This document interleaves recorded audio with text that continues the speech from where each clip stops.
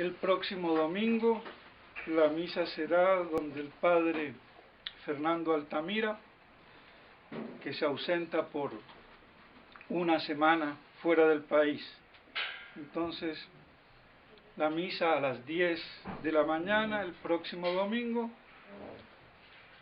allí donde el padre Altamira, y después ya normalmente al próximo domingo.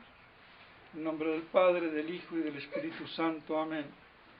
Amados hermanos en nuestro Señor Jesucristo, nos encontramos en el 16º domingo después de Pentecostés y vemos el relato del Evangelio tomado de San Lucas, del convite de nuestro Señor entre los fariseos y con la moraleja de la parábola del último lugar. Como hace ver el padre Castellani, no todos los fariseos eran malos. José de Arimatea, Nicodemo, pero sí la institución, el gremio, era malo.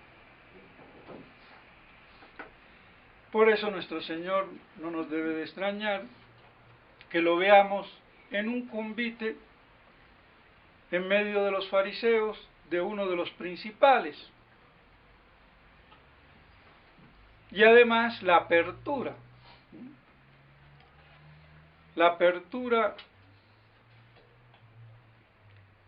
en lo religioso, de no ser cerrado, estrecho, porque justamente eso era el fariseísmo, una cerrazón religiosa, una esclerotización de la religión. La religión es una religación o unión amorosa con Dios, y no hay que olvidarse de lo amoroso.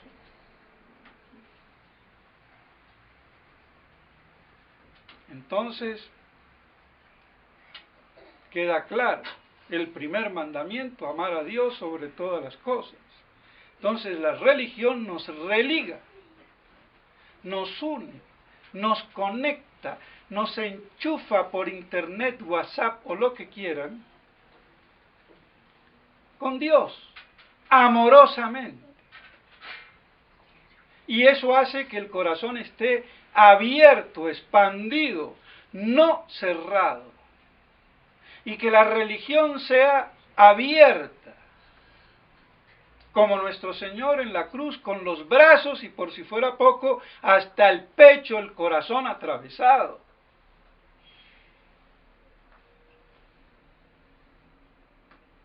No está ni con las manos juntitas, como podríamos creer piadosamente, o como el Buda.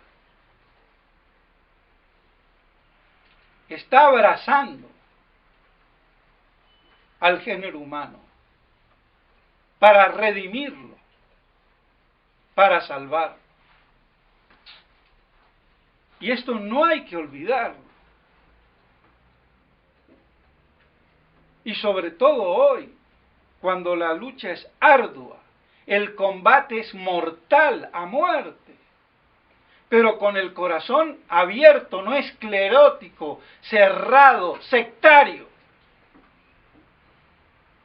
Porque eso era el fariseísmo. No era una religación, unión con Dios amorosa.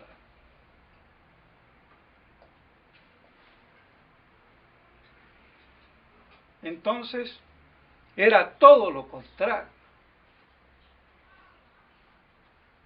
Y nuestro Señor, sabiendo bien cómo era la corrupción religiosa, la, digamos, esquiesencia de la corrupción de lo religioso,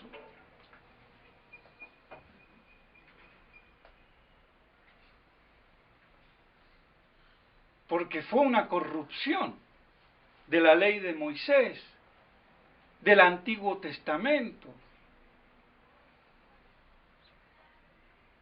Eso es el judaísmo fariseo. Si no, no sería judaísmo. Hubiera sido catolicismo. Hubieran aceptado a Cristo, al Mesías anunciado.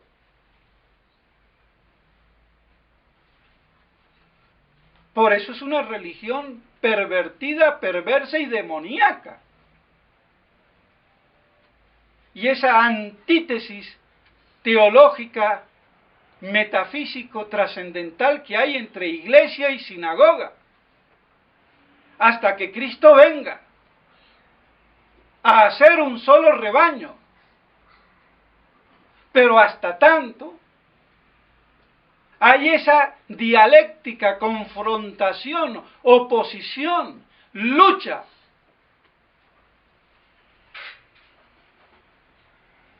Con el mal para colmos, que la Iglesia Católica, en su jerarquía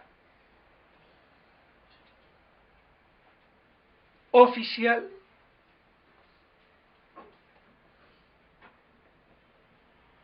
se vuelve sinagoga. Misterio de iniquidad. Por eso dijo Nuestra Señora advirtiendo en la Salet, Roma perderá la fe y será la sede del anticristo. Y eso es un hecho irrefutable.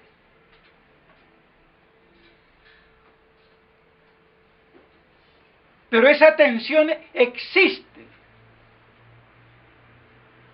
No la podemos, como el avestruz o el ñandú, ocultar metiendo la cabeza en la arena. No sé si harán eso los ñandúes o los avestruces, no he estado en Australia, pero ahí está la imagen popular.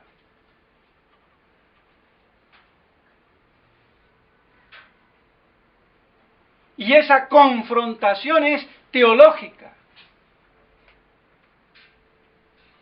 y metafísica, ambas cosas a la vez. Y es lo que determina los dos polos de la teología de la historia, hasta la parusía.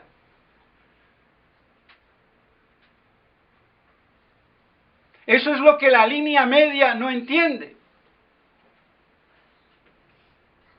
Ve el problema, pero no lo enfoca en su ápice, en su vértice, o en su vórtice, o en lo que quieran. Es decir, en el epicentro, sino al lado, al costado, al medio lado. Porque es dura la realidad. Pero esa es la vida del cristiano, dura, la cruz. ¿Por qué me santiguo a cada rato? ¿De qué nos extrañamos? ¿Qué nos da alergia? Que nos hemos vuelto burgueses católicos. Y encima fariseos, con oficialismos, barnices de poder religioso y connotaciones políticas para estar bien con Dios y el demonio. Y bueno, ¿qué vamos a hacer? Y esa es la triste realidad. Y por eso hay mucha gente inteligente que no capta ni quiere captar. Voy a dar ejemplos en la Argentina para que no digan que hablo de aquí, que tiene un nivel cultural bastante medio alto, pero que no termina de cuajar.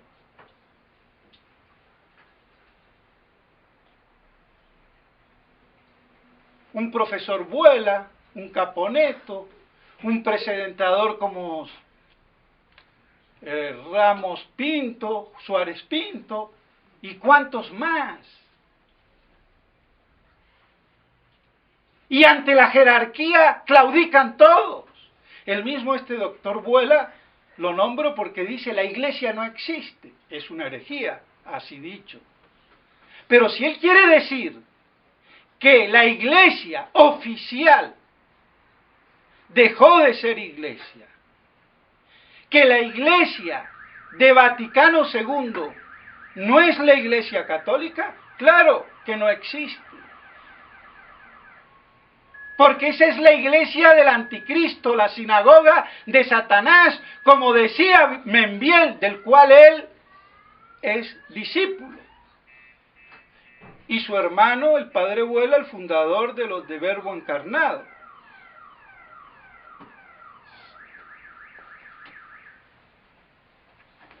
Entonces, que fue discípulo del padre Membiel. Lamentablemente del padre Membiel salieron dos ramas, la línea media y la línea, digamos, dura, predominando la media. Y después se le hace la boca agua con un papa nata argentino. Y bueno, ¿seré hereje yo? No, el hereje es él, que no cree en la Trinidad, punto. Y si yo no creo en la Trinidad, no soy católico, y menos papa, punto, así de claro. Y que me contradiga alguien, a ver, ¿con qué argumento? Ah, es que hay que estar bien con la jerarquía en tanto y cuanto esté en la verdad, y punto.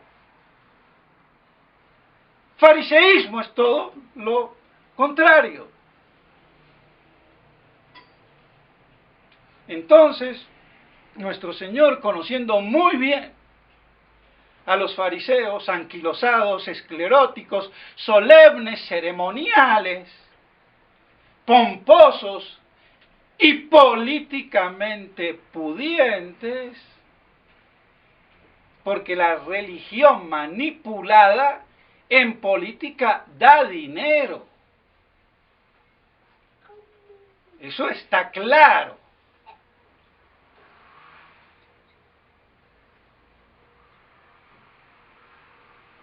Y eso corrompe el alma, o ya la tienen corrompida,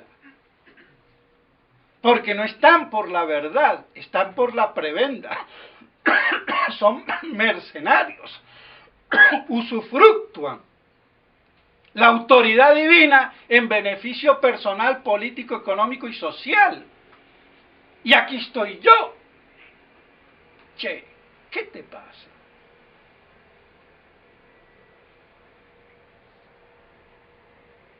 Entonces,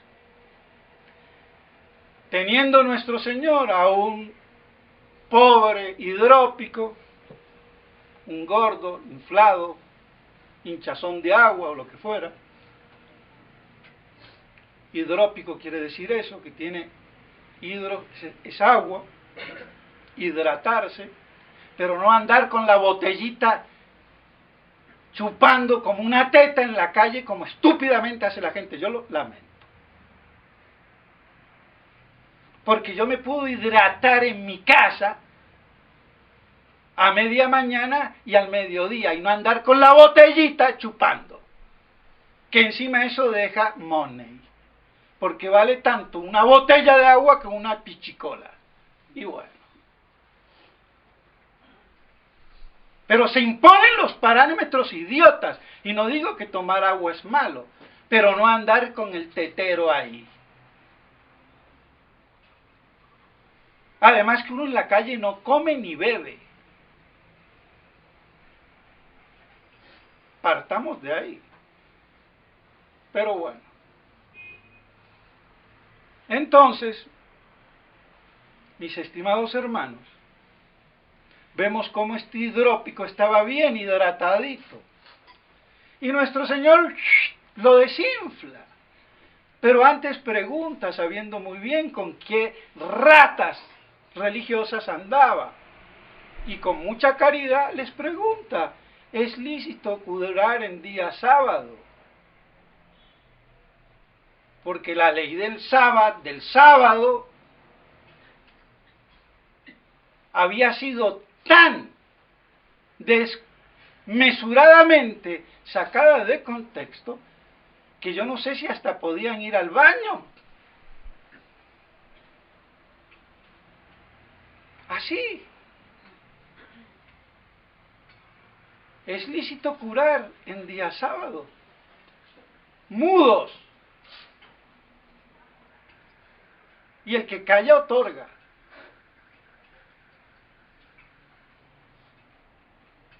Y nuestro Señor lo desinfla. Y les dice, ¿quién no socorre a su buey, a su burra o lo que fuera, si se le cae en un pozo? El padre Castellani dice un hijo y no un asno, que dice la Vulgata, pero yo no lo veo en la Vulgata. Bueno, no entremos en esas tonterías, una palabra más, menos, si es lo que fuera. Hay que tomar la sustancia de las cosas que nos aportan las ideas y no diversificarnos tecnológicamente, como muchas veces, con definiciones de aquí y de allá, y después en la realidad no sé de dónde me sostengo, que eso pasa. ¿De dónde viene tal palabra? Del sánscrito, del chino, del persa, del árabe, bueno, ¿y después qué? Porque pueden proceder gramaticalmente, pero lo que hay que ver es conceptualmente, inteligentemente, metafísicamente, ¿qué me dice esa palabra? Que no son puros nombres como hacen los nominalistas, sin que me definan las esencias de las cosas, que con la inteligencia como la mano capto. Y con la mano capto una cosa por vez, no 10. Entonces ven para qué sirve a veces tanta gramatología, o como quieran, de significados que después no saben ni dónde están parados. Porque falta metafísica, captación de esencias, que ese es el trabajo de la inteligencia, dicho sea de paso. Entonces, nuestro Señor, sabiendo muy bien cómo ese fariseísmo cerrado, esclerótico, pomposo, ceremonioso, oficialista y política y socialmente todopoderoso, mataron a Cristo con el poder, usando a los romanos, como hoy hacen los judíos con los gobiernos y los presidentes imbéciles de todos los países, que me cortan la cabeza. Me importa un rábano. Favor que me hacen.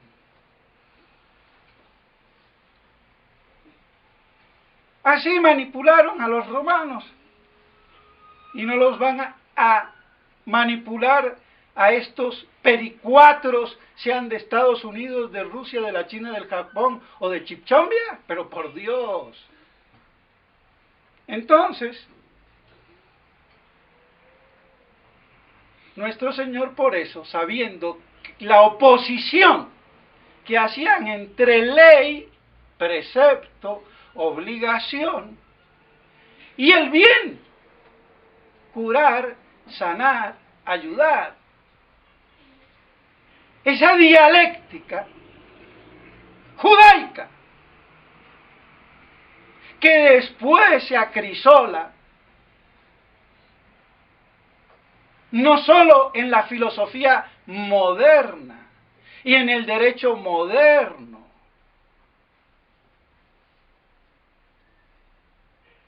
sino en todo el nominalismo y sus disputas teológicas y filosóficas. y de la segunda escuela franciscana, con Duns Scoto, y después a rematar con Ockham. De ahí sale el protestantismo, de ahí sale Kant, de ahí sale antes Descartes. Las cosas no aparecen por generación espontánea. Entonces, ¿cómo? ¿La ley y el bien se oponen? Absolutamente no, porque la concepción verdadera de la ley es el bien que procura, porque la ley es el ordenamiento de la razón en aras del bien común. Entonces no hay ni puede haber jamás, si de leyes verdaderas se trata, que haya oposición entre ley y bien. Eso es una dialéctica judeo-gnóstica, cabalista, de archis-sinagogos, de fariseos. Y si hay una oposición entre leyes, prima por encima la ley superior que tiene un bien superior. Pero no hay oposición. La oposición dialéctica está en el fariseísmo judaico. Porque la ley, como dice Santo Tomás, es una participación, la ley natural, de la ley eterna. Y la ley eterna es la razón de la divina sabiduría, no como creía Ockham, nominalista, y toda la escuela franciscana, la segunda escuela a partir de Duns Scoto. Dejémoslos quietos a San Buenaventura. Porque la cosa cambió después. La ley no es la voluntad divina, no es la voluntad del legislador ni de Dios, es la sabiduría de la razón divina. Ese es el problema del voluntarismo, que se agudiza después en el nominalismo. Entonces, no puede haber oposición, ni confrontación. Lo que hay es mala adecuación de principios. Pero como los principios tampoco existen porque dependen de las esencias, y las esencias no se captan porque son nombres sin contenido, nominalismo de ahí viene, entonces yo caigo en una casuística judaica. Así de claro. Entonces,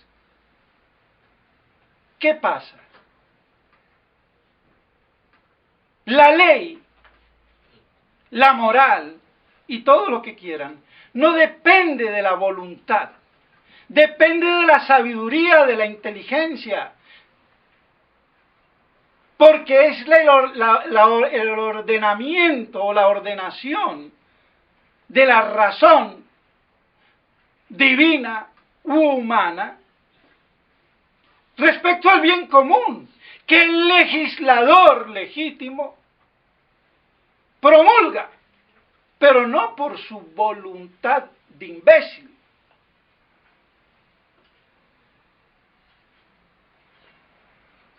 Entonces no puede haber oposición en esos términos. Pero ¿qué pasa si yo pienso que es la voluntad y no la sabiduría, y la razón de esa sabiduría eterna Entonces, claro, depende de la libertad de la voluntad de Dios. Y así Ockham decía estúpida e imbécilmente, y no sé cómo no lo decapitaron, porque yo lo hubiera condenado por hereje, porque eso es una herejía, y ya lo dice Santo Tomás. Pero claro, si no se conoce a Santo Tomás o a medias, comiste y te vas. Bueno, ¿qué pasa? Esa sabiduría divina es la que hace la naturaleza de las cosas de acuerdo a un fin, y de ahí entonces viene la adecuación al fin y al bien de acuerdo a la naturaleza, que no depende de la voluntad de Dios, sino de la sabiduría de Dios. Lo que depende de la voluntad de Dios es que yo crea o no crea el mundo, las criaturas, es libre. No es un imperativo de la inteligencia, como cree Kant, Eckhart, y los tres son alemanes. Me equivoqué, tres alemanes. Vean por dónde van los germánicos. Entonces, que era crear es pensar según su naturaleza y tiene que crear Dios por fuerza. No, es por voluntad, pero de acuerdo a su sabiduría. Entonces, para Ockham, como es la voluntad libérrima, yo puedo adorar una burra si Dios me lo ordena, y lo bueno es malo y lo malo es bueno. Mayor imbecilidad no puede existir. Y aquello que no está codificado por la ley divina, eterna, siempre es diosa,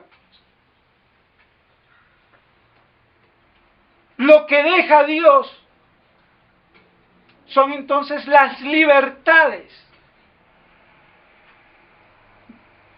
individuales, y eso es lo que constituye para esta gente ocamista y todo lo que de ahí se sigue, la libertad, o lo que hoy llamamos los derechos del hombre, subjetivos. Entonces, todo lo que la ley divina no legisla, yo soy libre de hacer. Y esos son mis derechos inherentes. Otra estupidez. Pero esa es la genealogía filosófica del problema. Otra cosa es que no haya mucha gente que lo diga, pero sí lo dicen, porque esto yo no me lo invento. Michel Vieillé, un gran jurista francés ya muerto, es el que lo dice. Y tiene muchísima razón. Entonces, vemos cómo los derechos del hombre vienen de esa concepción nominalista de lo que Ockham ya decía en la Edad Media o al finalizar la Edad Media, porque con él comienza la Edad Moderna, cambia las cosas. Que después venga el jurista Hobbes y haga de eso la apoteosis y bueno, y toda la suite, otro problema. De todos modos, nos queda claro que la ley sirve al bien. Y la ley no es la justicia, ni el derecho. Como las señalizaciones en la ciudad o en las carreteras no son el camino, me indican, me dirigen, porque la ley dirige los actos humanos conforme al bien. Y dice Santo Tomás, a la justicia, al bien común y a la justicia, que procura el bien común.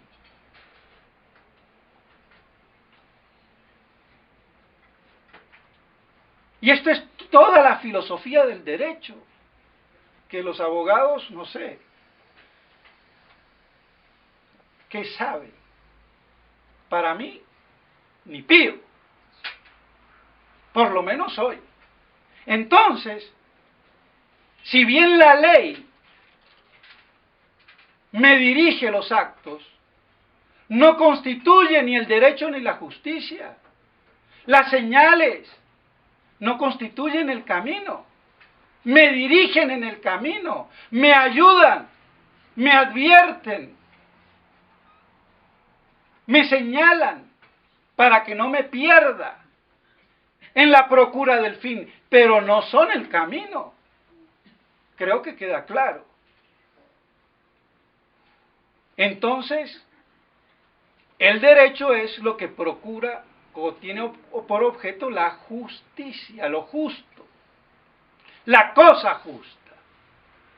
Entonces, no es la aplicación de la ley en sí misma lo que hace la cosa justa. Es como yo ajusto la cosa justa con la ley justa, que es muy distinto.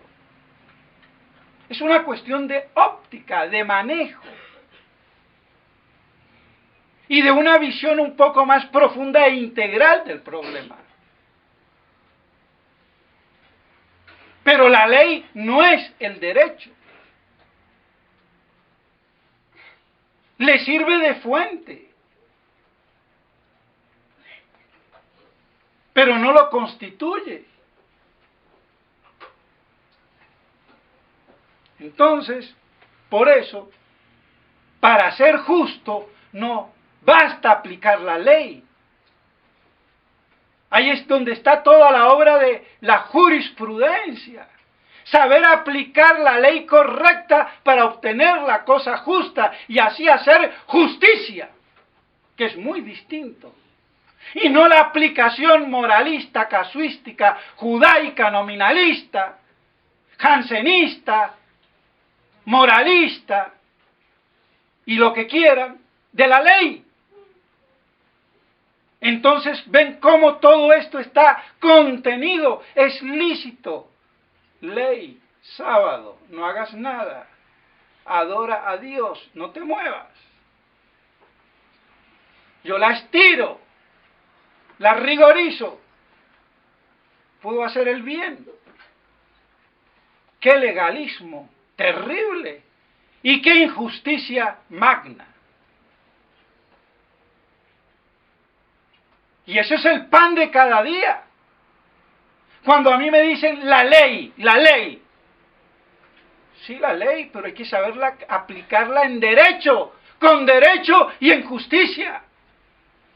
Y a ver si la ley en sí misma no es injusta, porque leyes como las que hay hoy, que van en contra del bien común, por Dios, si son leyes, no son leyes, son antileyes. Entonces, ¿cómo yo voy a decir, como la ministra de Trabajo lesbiana aquí en Colombia, que es un derecho de la dignidad ser lesbi? ¡Pedazo de bruta! ¿De qué ley me estás hablando? De la ley judaica que te han metido, pobre tortuga, en la cabeza. Y si antes de cortarme la cabeza me das chance y tenemos un televe o lo que sea de tú a tú, vemos cómo te queda a ti y a todos los del lobby.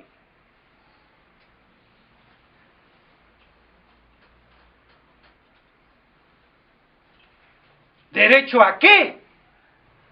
¿Ley de qué?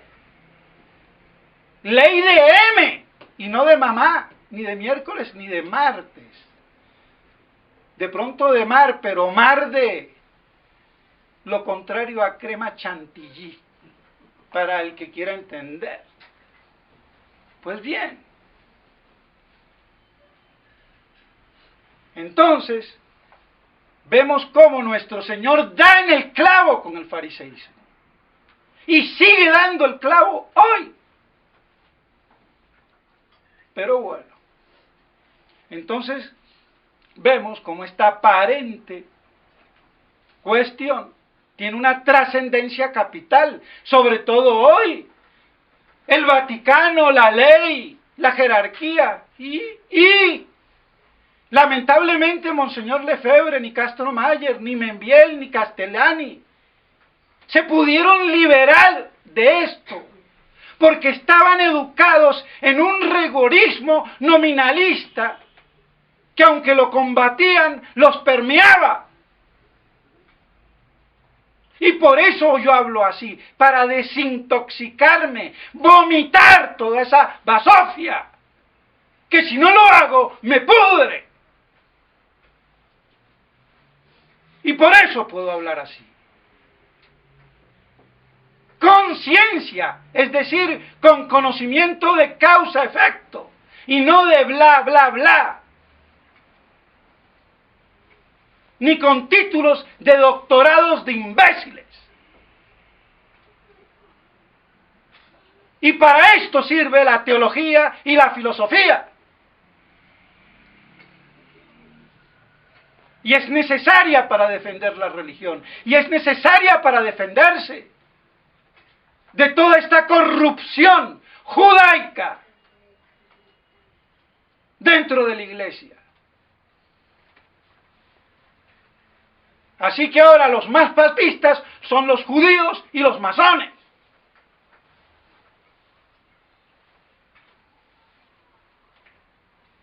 ¿Y qué? ¿Dónde está la iglesia? No existe. No existe allí donde dice que está. Esa es la contraiglesia. La iglesia existe reducida a su mínima expresión en un pequeño rebaño que espera el advenimiento de Cristo. Y nada más, porque esto no lo arregla ya nadie. ¿Que es anormal? Claro que es anormal. Y vemos cómo no hay obispos a la talla, a la altura. Ni uno solo. Que yo sepa, y si hay alguno, que me lo muestren para adorarlo, no para adorarlo porque solamente se adora a Dios, pero para rendirle venia y pleitesía. Porque la claudicación jerárquica es total. ¿Y qué más tragedia? ¿Qué más persecución? ¿Qué más tinieblas que estas? Es para volverse locos. Y por eso yo me admiro cómo los fieles no se han vuelto más locos de lo que están o de los que estamos. Porque hay que ser medio loco para decirle al mundo entero, medio no. Y ya el que le dice no de frente, bueno, ese es un relocazo, como dirían por ahí. Y lo pueden decir de mí. Pero a ver quién lo diga, que me lo diga de frente y con argumentos. Ahí sí te quedó tu abuela, tu mamá y el chimpancé del que viniste. Porque hoy toca defender la verdad a patadas, a sablazos, cuando no quieren hacerlo políticamente correcto con inteligencia, teología, filosofía y educación. Y bueno. Pues bien, mis estimados hermanos, por si fuera poco entonces, nuestro Señor, viendo ese prestigio de ser honorado en esos convites principescos fariseos, vete al último lugar. No busques ser honrado. Y hay un peligro, porque si yo busco en medio del fariseísmo social en el que todos vivimos, y quiero buscar el primer cargo, ser procurador, ser presidente, ser embajador, ser lo que sea, la estrella de Hollywood, me tengo que adaptar al sistema, si no, no llego. Si busco el último lugar porque voy, porque no le tengo miedo a nada y puedo de pronto a ver a quién pesco, como al hidrópico, que le hago un favor, pero no voy buscando sus honores, y si me ponen, pero no les debo nada, ni voy a mediatizar mi postura, ni voy a tener que ir al judaísmo a darles explicaciones de lo que digo, como hizo el procurador Alejandro Ordóñez, para que no le hicieran nada.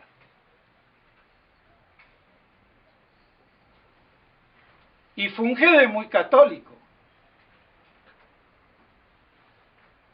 Yo quisiera saber qué cara va a poner el día de mañana cuando le muestre la carta a él y a su mujer de lo que me decían cuando yo me fui.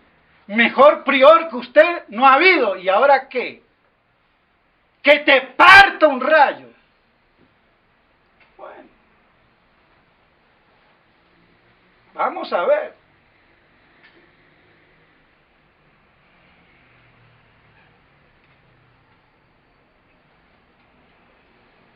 Ven, yo no ando, soy peligroso con los enemigos, porque voy con la verdad del niño, del loco y del borracho, que son los tres que dicen las verdades. Porque lo demás, mucho su merced, mucha hipocresía. Pero esa paladina confesión de la verdad de un niño, en su inocencia, aunque yo de inocente no tengo ni las pestañas, pero bobo tampoco soy. Entonces, mata eso. Y por eso dice el padre Castellani, que el fariseísmo odia la verdad, detesta la verdad y mata a la verdad. Lo hicieron los judíos con Cristo, está claro, y lo seguirán haciendo con todo aquello que se identifica con la verdad. Y ya me alargué y me perdonan, pero es que ¿quién da cátedra hoy en día en nombre de la iglesia? Nadie, que yo sepa, 3, 4 que son, nada, o 10. Entonces toca, mis estimados hermanos, lo lamento.